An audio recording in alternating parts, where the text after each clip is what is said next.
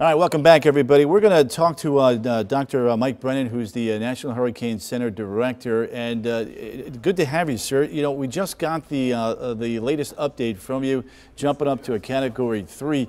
Last night, we were looking at the intensity for a Cat 4. Is that still on the table now with this little pop here this afternoon? It's still a good deal of real estate before landfall?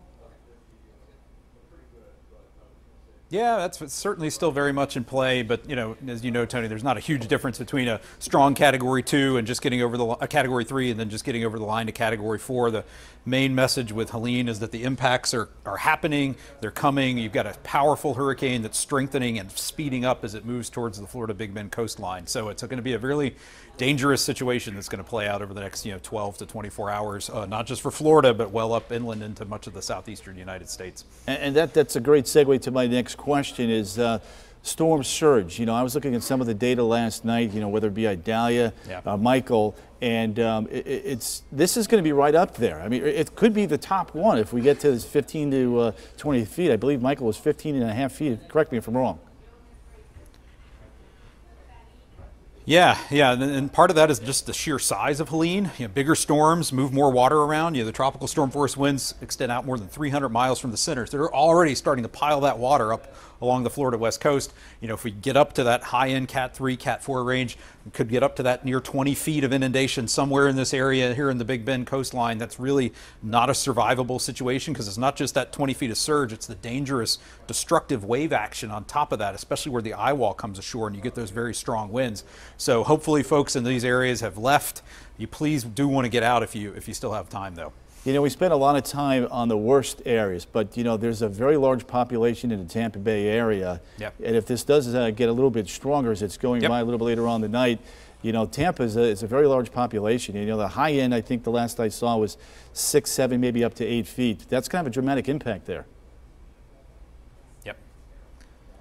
Yeah, and it does look like the stronger tropical storm force winds, those 50 knot or 58 miles per hour winds, are going to get pretty close to the mouth of Tampa Bay, and that's sort of what'll get us up to that, maybe closer to that 8 feet of inundation in that region. And that's very sensitive, one of the most sensitive spots to storm surge along the entire U.S. coastline, very heavily populated, and it's going to largely be happening this evening and overnight. So there's going to be a significant impact in the dark when people might be out and about, not see that water, not be aware. And so again, if you've been asked to evacuate, please do so now. Conditions are going to rapidly deteriorate as we go through the next few hours. Got about a minute left. I want to ask 2 more questions. Number one, have you ever seen the state of Florida? Sure. 67, only 3 counties not covered in a warning with a storm before? Yeah, it's pretty remarkable. I think during Irma, we pretty much had the entire state of Florida under some type of tropical storm or hurricane warning. But again, Irma, as you remember, by the time it got up here, was a humongous storm. It had a wind field kind of like Helene.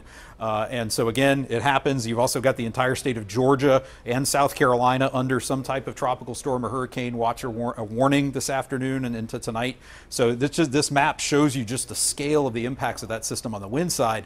And then there's also going to be significant rainfall flooding near from where Helene makes landfall all the way up into the southern Appalachians. So it's really those 3 main hazards: the surge, the winds, and the flooding, which could potentially be catastrophic. So a little bit of time on the wind, because that was going to be my last point here. So we have a storm that's going to be accelerating. It's pretty rare to see a hurricane warning as far north as Columbus, Georgia. Correct me if I'm wrong. Yes, yeah. The last time I can recall something like maybe this far north was Michael. Michael was a very powerful storm, moving very fast. Because of that fast forward motion is going to be 20 to 25 miles per hour. Those winds are going to penetrate well inland, where it's going to be a strong tropical storm even up near the Atlanta metro area tomorrow. So going to be significant wind impacts, trees down, power outages over a very wide area. Dr. Brennan, always a pleasure to talk to you. Thank you for your time. I know you're busy, and then hopefully we won't see you much for the rest of the hurricane season, but it's always a pleasure to chat with you. Enjoy your day.